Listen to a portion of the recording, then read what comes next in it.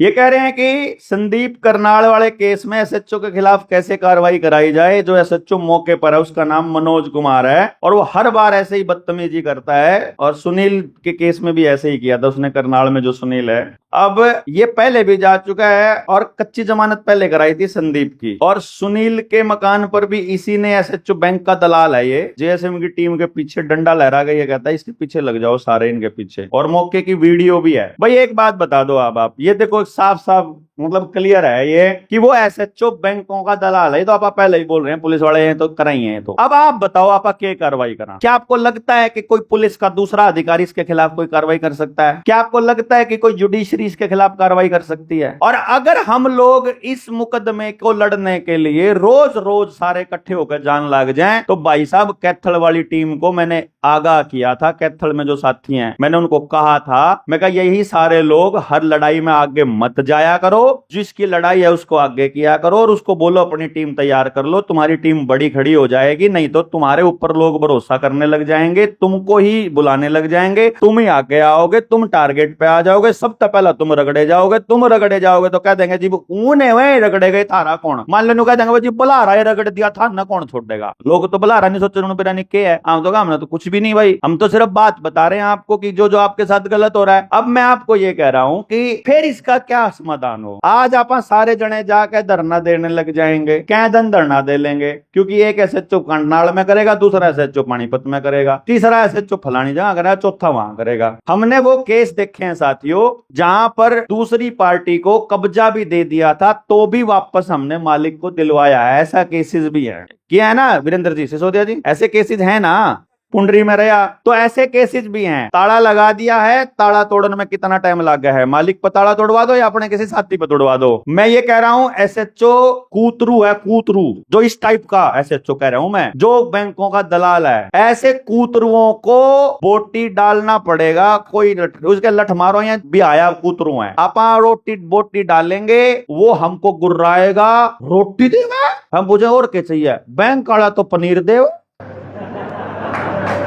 वो हमारी बोटी को स्वीकार नहीं करने वाला, क्योंकि बैंक वाले हमसे ज्यादा रिश्वत दे सकते हैं उसको। अधिकारियों के साथ बैंक वालों की ऊपर वाले अधिकारियों के साथ ज्यादा सेटिंग है, क्योंकि बैंक वालों ने तो डिजिट तो छापना, उन्हें क्या करना है, कोई नियम नहीं, कोई कानून नहीं, किसी तक कितनी मर्जी रिश्वत दे दो। किसान को उसकी जमीन कह रहा मेरा 5 करोड़ का किला, मैंने को 10 करोड़ भी दे देगा बैंक, तो अडानी आएगा किसी दिन बोरियां भर के दे देगा। उनकी वैल्यू क्या है देख तो लो, 1 रुपए में सारे घर का सामान आ जाया करता, जो आज 8,000 में को नहीं आता। कैलकुलेट करके देख लो कितना चौल, कितने गेहूं, कितने दाल, कितना दूध, कितना आ जाया करता।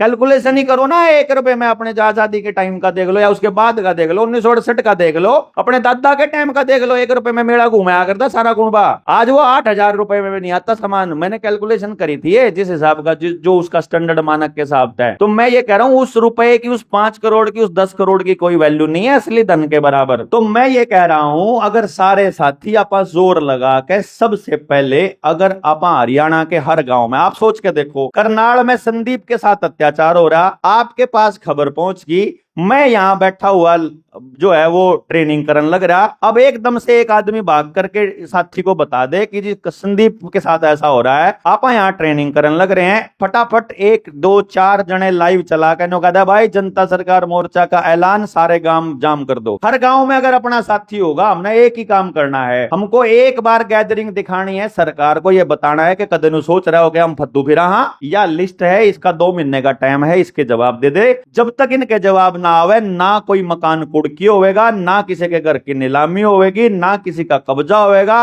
और पिछले 3 साल में आवेदन लगने के बाद जिसके मकान का कब्जा होया है सबका वापस करेगा। अगर ये 2 महीने में नहीं होया आदेश पारित, तो 2 महीने के बाद गांव में सरकारी कर्मचारी की एंट्री बैन, अपने स्टेसी कराओ।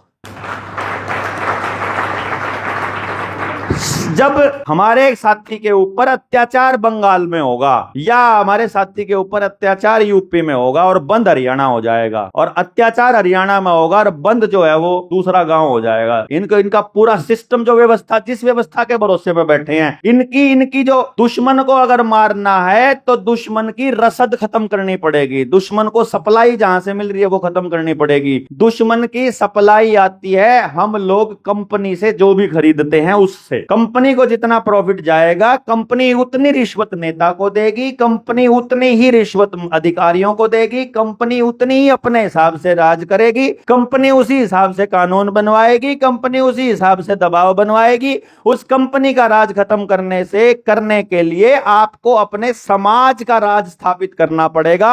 नेता का, सरकार का, डीसी का, अफसरी का, सबका राज खत्म करना पड़ेगा। वोट का राज नहीं चलेगा, समाज का राज चलेगा, समाज तय करेगा।